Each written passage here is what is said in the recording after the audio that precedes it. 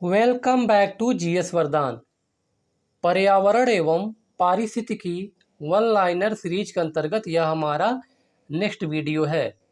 Last class में हम लोगों ने डिस्कस किया था जलवायु परिवर्तन और ग्रीन हाउस प्रभाव के बारे में। आज यह उसका नेक्स्ट वीडियो है। यहाँ दिया गया है, हाल ही के वर्षों में मानव गतिविधियों के कारण वायुमंडल में कार्बन डाइऑक्साइड की सांद्रता में बढ़ोतरी हुई है। तो हम देख रहे हैं कि दिन प्रतिदिन क्या हो रहा है, कार्बन डाइऑक्साइड के कॉन्सेंट्रेशन में, कार्बन डाइऑक्साइड की मात्रा में वृद्धि हो रही है। ठीक है, किंतु उसमें से बहुत सी वायुमंडल के निचले भाग में नहीं रहती हैं, क्योंकि समुद्रों में पादप प्लवक प्रकाश संश्लेषण कर लेते हैं।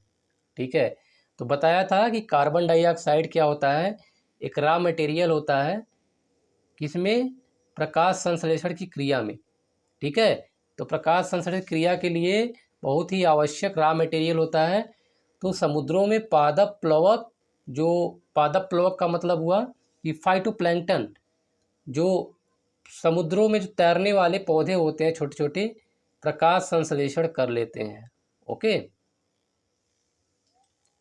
इसके बाद देखिए, यदि किसी महासागर का पादप प्लवक मतलब फाइटोप्लैंक्टन किसी कारण से पूर्णतया नष्ट हो जाए, तो फाइटोप्लैंक्टन क्या करते हैं, प्राइमरी प्रोडक्टिविटी के लिए रिस्पॉन्सिबल है। ठीक है, प्राथमिक उत्पादकता जो है फाइटोप्लैंक्टन द्वारा होता है, पेड़ पौधों द्वारा ही होता है। तो पूर्णतया नष्ट हो जाए तो इसका क्या प्रभाव होगा, तो कार्बन सिंक के रूप में महासागर पर प्रतिकूल प्रभाव पड़ेगा। ओके, और महासागर की खाद्य श्रृंखला पर प्रतिकूल प्रभाव पड़ेगा। महासागर की खाद्य श्रृंखला क्या होगी, पूरी तरह से डिस्टर्ब हो जाएगी। ओके, जब पादप प्लवक रहेंगे ही नहीं, जब फाइटोप्लैंक्टन नहीं रहेंगे, तो क्या होगा, जो शाकाहारी जंतु हैं उनको भोजन नहीं मिल पाएगा। तो भोजन नहीं मिलेगा तो इस वजह से क्या होगा कि जो खाद्य श्रृंखला है, खाद्य श्रृंखला पर प्रतिकूल प्रभाव पड़ेगा। ओके, खाद्य श्रृंखला जो है डिस्टर्ब हो जाएगी। जलवायु परिवर्तन के खगोलीय सिद्धांतों से संबंधित है। पृथ्वी की कक्षा में की उत्केंद्रता।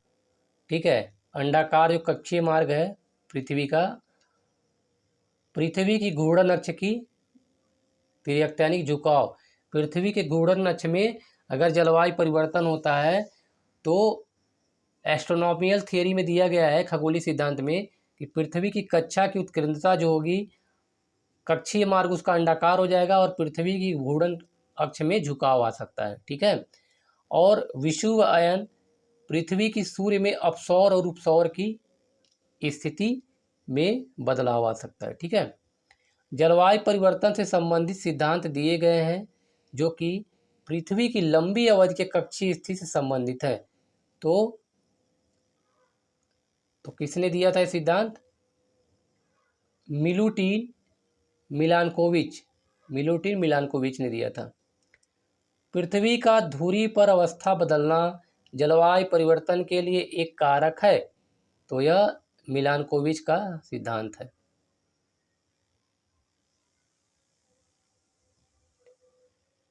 जलवायु परिवर्तन का क्रायोजेनिक इंडिकेटर की बात कर रहा है, क्रायोजेनिक संकेतक प्राप्त किया जाता है तो आइस कोर से प्राप्त किया जाता है। नेक्स्ट है, किसी ग्लेशियर या बर्फ की चादर को छेद कर प्राप्त किया गया, किसी ग्लेशियर या बर्फ की चादर को छेद कर प्राप्त किया गया एक बेलनाकार नमूना है। ठीक है, तो आइस कोर है, हिम तत्व जिसे कहते हैं आइस कोर। भारत की जलवायु परिवर्तन पर प्रथम राष्ट्रीय क्रिया योजना प्रकाशित हुई थी, तो सन 2008 में प्रकाशित हुई थी प्रथम राष्ट्रीय क्रिया योजना। भारत सरकार की जलवायु कार्य योजना क्लाइमेट एक्शन प्लान के 8 मिशन में सम्मिलित नहीं है। तो क्लाइमेट एक्शन प्लान के तहत जो योजना बनाई गई थी उसमें 8 मिशन मतलब कि उसमें 8 तथ्य दिए गए थे, जिसमें आणविक ऊर्जा शामिल नहीं की गई थी। ग्लोबल तापवृद्धि का सबसे महत्वपूर्ण परिणाम यह है कि इससे ध्रुवीय बर्फ की टोपियों के पिघलने के बाद वृद्धि होगी। ठीक है, तो ग्लोबल तापवृद्धि का सबसे महत्वपूर्ण परिणाम क्या होगा कि जैसे अगर मान लीजिए जो बर्फ़ की चादरें हैं, जो पहाड़ों पर जो बर्फ़ की चादरें हैं, या आपका पोलर रीजन जो बर्फ़ है वह अगर पिघल जाता है, ग्लेशियर अगर पिघलता है तो क्या होगा, समुद्र की सतह में वृद्धि हो जाएगी। ओके, ग्लोबल तापवृद्धि से विश्व के समस्त द्वीप डूब जाएंगे। तो एक मूंगे के द्वीप सबसे पहले डूब सकते हैं, मूंगे के यानी कि कोरल द्वीप से। जैसे लक्षद्वीप है, इंडिया में अगर देखा जाए तो लक्षद्वीप है, अंडमान निकोबार द्वीप समूह है। ठीक है, ये क्या है, कोरल द्वीप से बने हुए द्वीप है, कोरल द्वीप से बने हुए द्वीप है, जिसे हम कोरल द्वीप कहते हैं, मूंगा कहते हैं। तो ये सबसे पहले डूब सकते हैं। यह संभावना है कि 2044 तक फिजी डूब जाएगा और समुद्र तल के बढ़ने से इसी वर्ष एक गंभीर संकट छा जाएगा।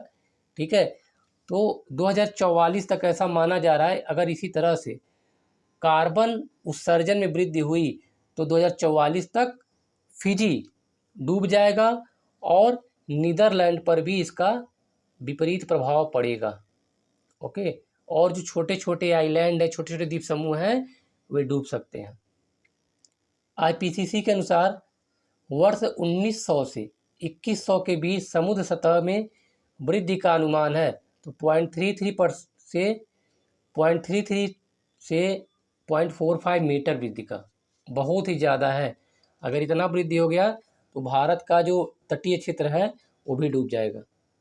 ठीक है, मैनचेस्टर विश्वविद्यालय के वैज्ञानिकों ने हाल ही में भू अभियंत्रण द्वारा पैसिफिक महासागर के ऊपर चमकीले बादल उत्पन्न कर ग्लोबल वार्मिंग के बढ़ने पर रोक लगाने का सुझाव दिया। इसकी पूर्ति के लिए वातावरण में छिड़का जाता है तो समुद्री जल छिड़का जाता है। ठीक है, ये क्वेश्चन नहीं पूछा जाएगा, उस समय का करंट रिलेटेड न्यूज था। जब कोई नया रिसर्च रहता है किसी भी सब्जेक्ट से रिलेटेड, चाहे पॉलिटी हो, चाहे हिस्ट्री हो, चाहे ज्योग्राफी हो, ठीक है, या साइंस का कोई भी टॉपिक हो, या इन्वायरमेंट का है हो, तो उससे क्या होते हैं, नए क्वेश्चन बनने की संभावना ज़्यादा रहती है। वैश्विक जलवायु परिवर्तन के संदर्भ में जो पद्धतियां मृदा में कार्बन संग्रहण में सहायक हैं, ठीक है, वैश्विक जलवायु परिवर्तन के संदर्भ में जो पद्धतियां मृदा में कार्बन संग्रहण में सहायक हैं, समुच्च बांध, अनुपसंचरण और शून्य जुताई सम्मिलित है। यूनाइटेड नेशन फ्रेमवर्क, यूएनएफसीसी की बात कर रहा है, United nation framework convention on climate change एक अंतर्राष्ट्रीय इंटरनेशनल ट्रीटी है जिसका गठन हुआ था, अभी हम लोगों ने डिस्कस किया था इसके पहले के वीडियो में। तो 1992 में रियो डी जेनेरियो में, इसको अर्थ समिट भी कहा जाता है, अर्थ सम्मेलन भी कहा जाता है। 1992 में संयुक्त राष्ट्र संघ के पर्यावरण और विकास सम्मेलन UN conference on environment and development में हुआ था। ठीक है, तो 1992 में यह सम्मेलन हुआ था, रियो डी जेनेरियो। अभिष्ट राष्ट्रीय निर्धारित अंशदान इंटेंडेड नेशनली डिटरमाइंड कंट्रीब्यूशन पद को कभी कभी समाचारों में जिस संदर्भ में देखा जाता है वह है जलवायु परिवर्तन का सामना करने के लिए विश्व के देशों द्वारा बनाई गई कार्य योजना। ठीक है, भारत की कार्य योजना के तहत वृक्ष लगाकर कार्बन सिंक को बढ़ावा देना, प्रदूषण उपशमन, स्वच्छ ऊर्जा, विशेषकर नवीकरणीय ऊर्जा। स्वच्छ ऊर्जा या नवीकरणीय ऊर्जा क्या कौन सी ऊर्जा होती है, जिसे रिन्यूएबल एनर्जी कहते हैं। रिन्यूएबल एनर्जी मतलब कि ऐसी ऊर्जा जिसे पुनः उत्पन्न किया जा सके, जैसे कि सोलर एनर्जी है, सूर्य का प्रकाश कभी नहीं खत्म होने वाला है, तो उससे जो हमें प्राप्त ऊर्जा होगी उसे नवीकरणीय ऊर्जा कहेंगे। जैसे देखा होगा सरकार ने भी एक नई पहल के तहत जगह जगह पे सोलर पैनल लगवा रही है। तो सोलर पैनल से क्या होता है, ऊर्जा का उत्पादन किया जाता है। जैसे टाइडल एनर्जी है, ठीक है, विंड एनर्जी है, ये सब क्या होते हैं, स्वच्छ ऊर्जा है। इनसे प्रदूषण भी नहीं होता है और ये कभी ख़त्म भी नहीं होने वाले हैं। इसीलिए नवीकरणीय या रीन्यूएबल एनर्जी इन्हें कहा जाता है। तो बढ़ावा देना, ऊर्जा दक्षता को बढ़ावा देना इत्यादि शामिल है। तो INDCC के लक्ष्य में शामिल है। कानकून कानकून सम्मेलन में प्रावधान किया गया था किस चीज़ का? तो हरित जलवायु कोष का। ठीक है।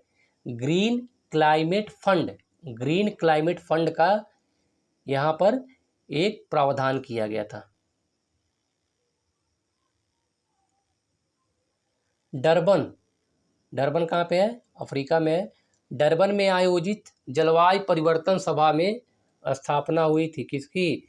GCF की, ग्रीन क्लाइमेट फंड की, हरित जलवायु कोष की स्थापना हुई थी। विकासशील देशों को जलवायु परिवर्तन का सामना करने हेतु अनुकूलन और न्यूनीकरण पद्धतियों में से सहायता के देने के आशय से बनी हुई है। तो ग्रीन क्लाइमेट, देखिए क्वेश्चन एक ही क्वेश्चन है, बार बार उसको घुमा के पूछा जा रहा है। तो मुख्य रूप से क्या है? जलवायु परिवर्तन से जो ग्लोबल वार्मिंग का सामना करने के लिए बनाया गया है। विश्व का पहला देश जिसने भूमंडलीय तापन, ग्लोबल वार्मिंग के प्रतिकरण के लिए कार्बन टैक्स लगाने का प्रस्ताव किया, इंपॉर्टेंट है। न्यूजीलैंड ने सबसे पहले प्रस्ताव किया था। ठीक है। कार्बन टैक्स लगाने में, कार्बन जितना उत्सर्जन करेंगे उस हिसाब से आपको टैक्स देना पड़ेगा। बड़े पैमाने पर चावल की खेती के कारण कुछ क्षेत्र संभवतया वैश्विक तापन, ग्लोबल वार्मिंग में योगदान दे रहे हैं। बताया था ग्लोबल वार्मिंग, चावल की खेती के कारण। तो ग्लोबल वार्मिंग बताया था। ग्लोबल वार्मिंग क्या होता है? जो मार्स गैस है, मार्स गैस, मीथेन गैस जो है चावल के खेतों से उत्सर्जित होती है, या ग्लोबल वार्मिंग गैस की तरह होती है। ठीक है। तो वैश्विक ग्लोबल वार्मिंग योगदान दे रहे हैं, इसके लिए कारण जिनको उत्तरदायी ठहराया जा सकता है। तो चावल के खेती से संबद्ध अवायवीय परिस्थितियां मीथेन, देखिए आ गया, मीथेन के उत्सर्जन का कारक है। जब नाइट्रोजन आधारित उर्वरक प्रयुक्त किए जाते हैं, जब नाइट्रोजन आधारित उर्वरक प्रयुक्त किए जाते हैं तब पृष्ठ मृदा से नाइट्रस ऑक्साइड का उत्सर्जन होता है। एशिया पैसिफिक संघ के सदस्यों से संबंध में सही नहीं है।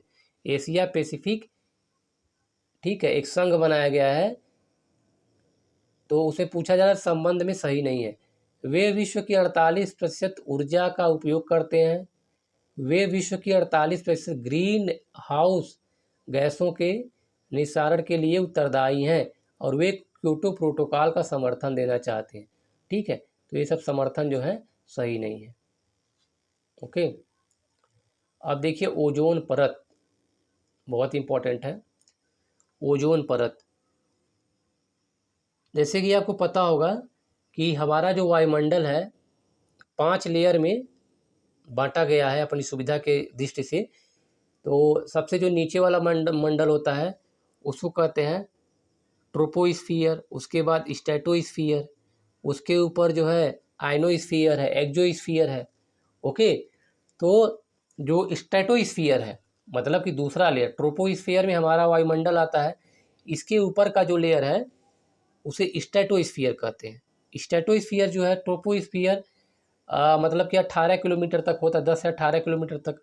स्ट्रेटोस्फियर जो है 18 से 50 किलोमीटर तक, 18 से 50 किलोमीटर तक स्ट्रेटोस्फियर है। तो उसी में 30 से 35 किलोमीटर की ऊंचाई पर जो है ओजोन की एक लेयर पाई जाती है, बहुत ही मोटी लेयर होती है ओजोन की। ओजोन की एक मोटी लेयर स्ट्रेटोस्फियर में पाई जाती है। स्ट्रेटोस्फियर को हम कहते हैं समताप मंडल। ठीक है, समताप मंडल इसे कहते हैं। तो स्ट्रेटोस्फियर में ओजोन की मोटी लेयर पाई जाती है। ओजोन क्या करता है? जो क्लोरोफ्लोरोकार्बन गैस, ठीक है, ओजोन क्या करता है? ओजोन हमें, हमारे पर्यावरण को या पृथ्वी को जो सूर्य से हानिकारक किरणें आती हैं, अल्ट्रावायलेट रेज, परावैंगनी किरणें जो आती हैं पृथ्वी पे, उसको क्या करता है? रोकने का काम करता है। मतलब ओजोन लेयर क्या करता है? प्रोटेक्ट करता है। ठीक है, प्रोटेक्ट करने का काम करता है। तो और यह जो है आजकल आजकल क्या हो रहा है कि जैसे क्लोरोफ्लोरोकार्बन का प्रयोग किया जा रहा है, हेलोन्स गैस का प्रयोग किया जा रहा है, तो ये सारी जो गैसें होती हैं ये बहुत ही हानिकारक होती हैं, ओजोन लेयर को नष्ट करने वाली गैसें होती हैं। तो जब ओजोन लेयर नष्ट हो जाएगा तो उसी को क्या कहते हैं, ओजोन होल कहते हैं। और ओजोन लेयर नष्ट हो जाएगा तो सूर्य से जो पराबैंगनी किरणें आएंगी वो सीधे क्या होंगी, पृथ्वी पर आकर के टकराएंगी, और जिससे कि त्वचा संबंधी या अन्य बीमारियां हमें हो सकती हैं। ठीक है, और इसका क्या होता है, जलवायु परिवर्तन पर भी इसका प्रभाव पड़ता है। ओके, तो वही है ओजोन लेयर के बारे में। तो देखिए क्वेश्चन बहुत ही आसानी से पूछा था, ओजोन लेयर क्या स्ट्रेटोस्फीयर में पाया जाता है, स्ट्रेटोस्फीयर को समताप मंडल कहते हैं। ओके, स्ट्रेटोस्फीयर समताप मंडल के निचले हिस्से में पृथ्वी से लगभग 10 से 50 किलोमीटर की ऊंचाई पर अवस्थित है ओजोन लेयर होती है। ओके, और 30 से 35 किलोमीटर में सबसे मोटी लेयर इसकी पाई जाती है, सर्वाधिक 30 से 35 किलोमीटर के रेंज में पाई जाती है। इसके बाद ओजोन परत पृथ्वी से करीब ऊंचाई पर 20 किलोमीटर की ऊंचाई पर है, बताया था 18 से ऊपर जो है 50 किलोमीटर तक ये पाई जाती है। क्लोरोफ्लोरोकार्बन के लिए सत्य नहीं है, यह ग्रीन हाउस प्रभाव में योगदान नहीं देती है। क्लोरोफ्लोरोकार्बन या ग्रीन हाउस प्रभाव में योगदान नहीं देती है, यह क्या करती है, केवल ओजोन लेयर को नष्ट करने का कार्य करती है। क्लोरीन, फ्लोरीन एवं कार्बन के मानव निर्मित यौगिक है। तो क्लोरीन देखिए CFC, इसको कहते हैं क्लोरो फ्लोरो कार्बन, क्लोरोफ्लोरोकार्बन CFC जिसे कहते हैं। ठीक है, तो वही पूछा जा रहा है, क्लोरीन फ्लोरीन एवं कार्बन के मानव निर्मित तत्व है, और इसका प्रयोग कहाँ किया जाता है, रेफ्रिजरेशन में किया जाता है। ठीक है, फोम वाले गद्दों में किया जाता है, जो स्प्रे कैंस होते हैं, स्प्रेयर जो होते हैं उसमें किया जाता है क्लोरोफ्लोरोकार्बन का। ठीक है, तो जो क्लोरोफ्लोरोकार्बन जो है इसमें क्लोरीन बहुत ही हानिकारक होती है। क्लोरीन ही क्या करती है, ओजोन लेयर को नष्ट कर देती है। वायुमंडल में ओजोन छिद्र के लिए उत्तरदायी है CFC है। वायुमंडल में उपस्थित ओजोन द्वारा जो विकिरण अवशोषित किया जाता है वह है अल्ट्रावायलेट, अभी बताया था पराबैंगनी किरणें होती हैं। ठीक है, ओजोन लेयर क्या करती है, इसको अवशोषित कर देती है, जिससे क्या पराबैंगनी किरणें पृथ्वी पर नहीं आने पाती है। ऑक्सीजन के 3 परमाणुओं से मिलकर बनने वाली एक गैस है तो O3। ओजोन का फार्मूला भी याद करना जरूरी, O3 ओजोन होती है। ऊपरी वायुमंडल में ओजोन परत के रूप में पृथ्वी पर जीवन को बचाती है। तो अल्ट्रावायलेट रेज, तो इसको हिंदी अंग्रेजी दोनों में याद करना जरूरी है, अल्ट्रावायलेट को ही पराबैंगनी किरणें कहते हैं। ओजोन परत मानव के लिए उपयोगी है क्योंकि वह सूर्य की अल्ट्रावायलेट किरणों को पृथ्वी पर आने से रोकती है। वायुमंडल में उपस्थित ओजोन परत अवशोषित करती है, तो किसे अवशोषित करेगी, अल्ट्रावायलेट रेज। देखिए बार बार क्वेश्चन रिपीट हो रहे हैं, सेम क्वेश्चन है, बार बार रिपीट हो रहे हैं। सूर्य से आने वाला हानिकारक पराबैंगनी विकिरण कारण हो सकता है त्वचा का कैंसर हो सकता है। ठीक है, अधिक समय तक, ये देखिए बहुत इंपॉर्टेंट है, त्वचा का कैंसर इसकी वजह से हो सकता है। अधिक समय तक सूर्य के पराबैंगनी यानी कि अल्ट्रावायलेट रेडिएशन के शरीर पर पड़ने पर क्या हो सकता है, DNA में आनुवंशिक उत्परिवर्तन हो सकता है। तो अगर अधिक लंबे समय तक अल्ट्रावायलेट रेज हमारे स्किन पर अगर पड़ती हैं तो क्या होगा, जो DNA में, जो सेल्स में हमारे DNA पाया जाता है, डीऑक्सी राइबो न्यूक्लिक एसिड, जो क्या होता है आनुवंशिकता का आधार होता है, उसमें क्या हो सकता है, परिवर्तन हो सकता है, उत्परिवर्तन हो सकता है।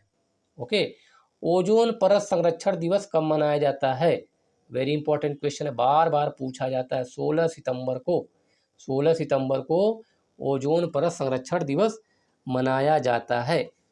ठीक है, और इससे संबंधित एक प्रोटोकॉल बनाया गया था जिसे मॉन्ट्रियल प्रोटोकॉल कहा गया, जिसका नाम मॉन्ट्रियल प्रोटोकॉल रखा गया। और यह जो प्रोटोकॉल है 1 जनवरी 1989 से प्रभावित हुआ। ओके, और 16 सितंबर जो दिन निर्धारित किया गया था ओजोन डे मनाने के लिए, वह वर्ष 1987 से मनाया जा रहा है। ठीक है, वर्ष 1987 से मनाया जा रहा है। तो हर साल इसको थोड़ा सा अपडेट करना होता है, हर साल जो होता है 16 सितंबर जो 16 सितंबर जो ओजोन डे है, इसका एक थीम बनाया जाता है। हर साल एक इसका थीम होता है। जैसे 2019 में इसका मुख्य जो विषय था, थीम जो था, उसमें था 32 year and healing. 32 year and healing था। ठीक है। तो इसी तरह से 2020-2021 में, अब 2021 का थीम क्या है इसको करंट में आप देख सकते हैं, देख लीजिएगा। ठीक है। तो इस तरह क्वेश्चन भी पूछा जाता है कि ओजोन डे का 2021 में जो थीम है, ओजोन डे 2021 का थीम क्या निर्धारित किया गया है। ठीक है। तो ये भी पूछा जाता है। तो यह कब से मनाया जा रहा है, बताया था 1987 से 16 सितंबर को ओजोन डे मनाया जा रहा है, 1987 से। क्लोरीन, फ्लोरीन एवं ऑक्सीजन से बना मानव निर्मित गैसीय व द्रवीय पदार्थ है जो कि रेफ्रिजरेटर तथा वातानुकूलित यंत्रों में शीत कारक के रूप में प्रयोग किया जाता है। क्लोरोफ्लोरोकार्बन, इसके बहुत सारे नाम हैं। जैसे 2 क्लोरीन अगर जुड़ जाता है तो डाई क्लोरोफ्लोरोकार्बन, 2 क्लोरीन और 2 फ्लोरीन जुड़ जाता है तो डाई फ्लोरोकार्बन। ठीक है। तो इसके कई आपके केमिकल बन सकते हैं, कई पदार्थ बन सकते हैं। तो क्लोरोफ्लोरोकार्बन के अलावा जो हैलोन्स है, कार्बन टेट्राक्लोराइड, ठीक है, ये दोनों भी बहुत ही ज़्यादा हानिकारक होते हैं ओजोन लेयर डिप्लीशन के लिए। ठीक है। क्लोरोफ्लोरोकार्बन, हैलोन्स और कार्बन टेट्राक्लोराइड भी हानिकारक होते हैं। वायुमंडल के ध्रुवीय भागों में ओजोन का निर्माण धीमी गति से होता है। ठीक है। पोलर रीजन, ध्रुवों पर क्या होता है, बहुत ही धीरे गति से होता है। अतः ओजोन के क्षरण का प्रभाव सर्वाधिक परिलक्षित होता है तो ध्रुवों के ऊपर। तो बहुत धीमी गति से अगर पोलर रीजन का ओजोन लेयर नष्ट हो गया तो बहुत धीमी गति से उसकी फीलिंग होती है, बहुत धीमी गति से बढ़ता है। तो इसीलिए ध्रुवों के ऊपर सर्वाधिक परिलक्षित होता है। ओजोन परत को सर्वाधिक नुकसान पहुंचाने वाला प्रदूषक है तो क्लोरोफ्लोरोकार्बन, बार बार यही आ रहा है, CFC। ओके। वायुमंडल में जिसकी उपस्थिति से ओजोनोस्फीयर में ओजोन परत का क्षरण होता है, ओजोनोस्फीयर में ओजोन परत का क्षरण होता है, ओजोन लेयर डिप्लीशन होता है तो क्लोरोफ्लोरोकार्बन की वजह से। ओजोन परत की क्षीणता, ठीक है, ओजोन लेयर डिप्लीशन के लिए उत्तरदायी नहीं है। विलायक के रूप प्रयुक्त मिथाइल क्लोरोफॉर, ठीक है, यह उत्तरदायी नहीं है। 4 ऑप्शन में एक ऑप्शन ऐसा था। ठीक है। बाकी ऑप्शन जो है क्लोरोफ्लोरोकार्बन, हैलोन्स, कार्बन टेट्राक्लोराइड, तो ये तीनों इसके लिए रिस्पॉन्सिबल थे। तो देखिए क्वेश्चन, बार बार क्वेश्चन उसी तरह के क्वेश्चन रिपीट हो रहे हैं, बार बार क्वेश्चन रिपीट हो रहे हैं। ओजोन परत की क्षीणता के लिए उत्तरदायी गैसें हैं तो क्लोरोफ्लोरोकार्बन, CFC, हैलोन्स, नाइट्रस ऑक्साइड भी रिस्पॉन्सिबल है, ट्राईक्लोरोएथिलीन भी रिस्पॉन्सिबल है, हैलोन 12, 11, 12, 11 और 1301। ठीक है। इसको याद कर लीजिए अच्छी तरह से, बार बार क्वेश्चन पूछा जाएगा, याद कर लीजिए। CFC है, हैलोन्स है, ट्राईक्लोरोएथिलीन है, नाइट्रस ऑक्साइड है, ठीक है, कार्बन टेट्राक्लोराइड है और हैलोन्स 12, 11 और 1301 रिस्पॉन्सिबल है। ओके। अगर दोस्तों वीडियो आपको अच्छा लगे तो इसे लाइक कीजिए और अपने दोस्तों को शेयर करना ना भूलें। अब आगे देखते हैं। वह ग्रीन हाउस गैस जिसके द्वारा ट्रोपोस्फियर में ओजोन प्रदूषण नहीं होता। बताया था कि लेयर जो है 8 से 18 किलोमीटर ऊपर जो है, वायुमंडल में 8 से 18 किलोमीटर ऊपर क्या है, ट्रोपोस्फियर है। ठीक है। तो ट्रोपोस्फियर में ओजोन प्रदूषण नहीं होता है, तो यहाँ ओजोन प्रदूषण नहीं है। वह ग्रीन हाउस गैस जिसके द्वारा ट्रोपोस्फियर में ओजोन प्रदूषण नहीं होता, तो ओजोन प्रदूषण नहीं होता है तो कार्बन मोनोऑक्साइड के कारण ओजोन प्रदूषण नहीं होता। इसके बाद देखिए, कार्बन मोनोऑक्साइड का ही प्रदूषण होता है। ठीक है। ओजोन छिद्र का निर्माण सर्वाधिक होता है अंटार्कटिका पर। अभी बताया था कि पोलर रीजन में क्या होता है कि जो ओजोन का छिद्र पोलर रीजन बहुत तेज़ी से बनता है, लेकिन क्या है, यह छिद्र जो है बहुत धीरे धीरे भरता है। ठीक है। बहुत धीरे धीरे इसकी फिलिंग होती है। मॉन्ट्रियल प्रोटोकॉल जिसके रक्षण संबंधित ओजोन परत, आगे देखिए क्वेश्चन, मॉन्ट्रियल प्रोटोकॉल, ओजोन परत। ठीक है। इसके बाद देखिए 1 जनवरी 1989 से प्रभावी है मॉन्ट्रियल प्रोटोकॉल। अभी बताया था 1 जनवरी 1989 से मॉन्ट्रियल प्रोटोकॉल प्रभावी हुआ, और यह जो है वियना संधि का एक प्रोटोकॉल है। वियना में एक संधि हुई थी, ठीक है, उसी से संबंधित है। तो वियना संधि का एक प्रोटोकॉल है जिसका उद्देश्य ओजोन परत का क्षरण करने वाले पदार्थों जैसे कि क्लोरोफ्लोरोकार्बन हो गया, हैलोन्स हो गए, ठीक है, आदि को प्रयोग से हटाना है, आदि का प्रयोग नहीं करना है, ठीक है, या कम से कम करना है, या उसकी कटौती करनी है। यह प्रोटोकॉल 1 जनवरी 1989 से प्रभावित हो गया, ठीक है। अब देखिए मॉन्ट्रियल प्रोटोकॉल संबंधित है ओजोन परत के क्षरण को रोकने के लिए। तो इसमें कहा गया ऐसी गैसें या ऐसे पदार्थ जो ओजोन लेयर को नष्ट कर रहे हैं, ठीक है, उसमें कटौती की जाए।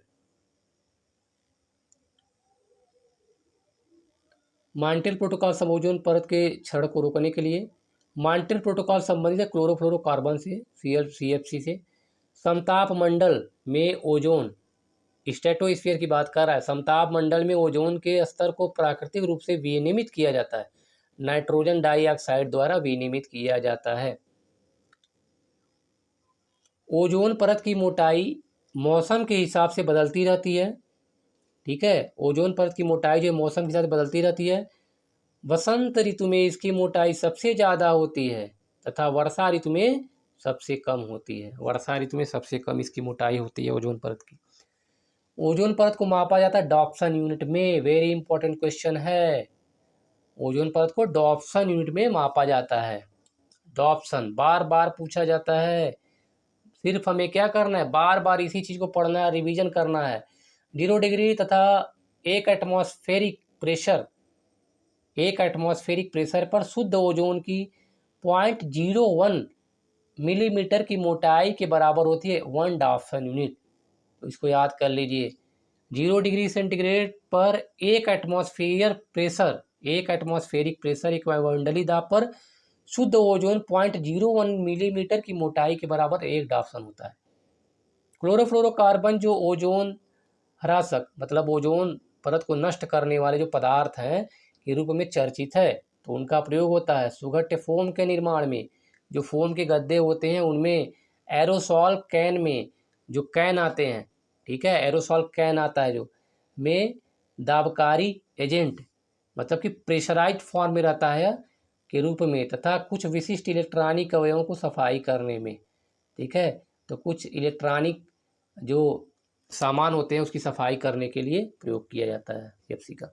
एक अत्यधिक अस्थायी यौगिक है और रेफ्रिजरेटर में तो प्रयोग किया ही जाता है। एक अत्यधिक अस्थायी यौगिक है जो वायुमंडल में 80 से 100 वर्षों तक बना रह सकता है। This is CFC। देखिए कितना हानिकारक है यह, बहुत ज़्यादा हानिकारक और मैन मेड है।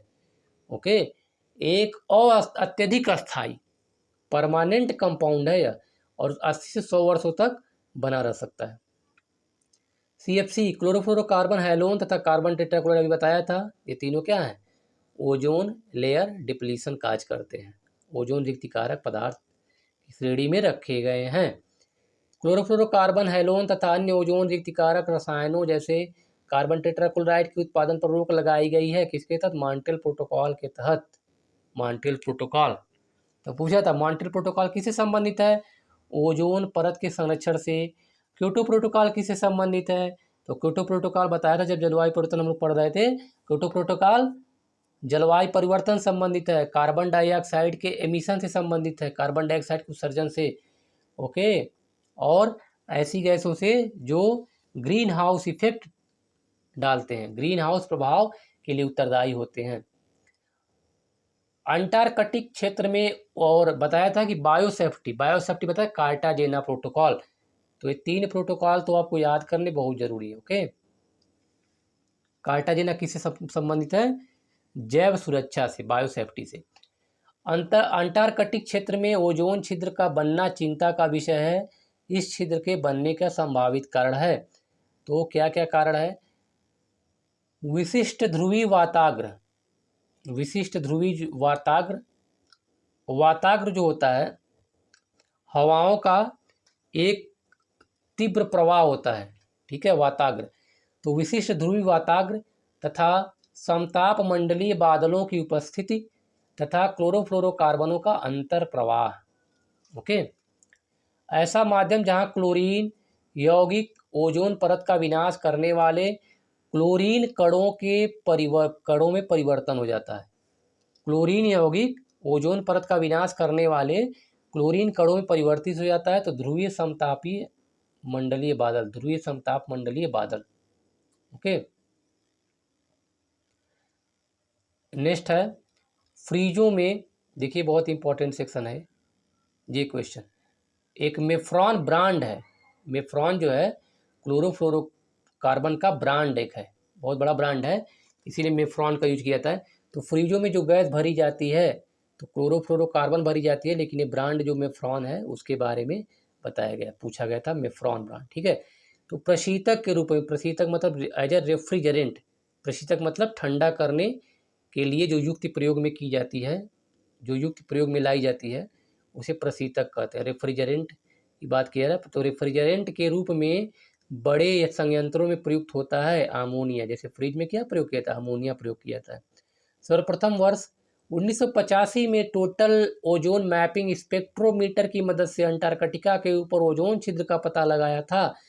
तो ब्रिटिशों ने पता लगाया था, ब्रिटिश का एक दल भेजा गया था, उन्होंने पता लगाया था। तिब्बत पठार के ऊपर वर्ष 2005 में, ये तो पुराना प्रश्न है, ठीक है, तो आभा मंडल ओजोन हैलो का पता लगाया था तो केंट मूर ने, GW केंट मूर ने। ओके,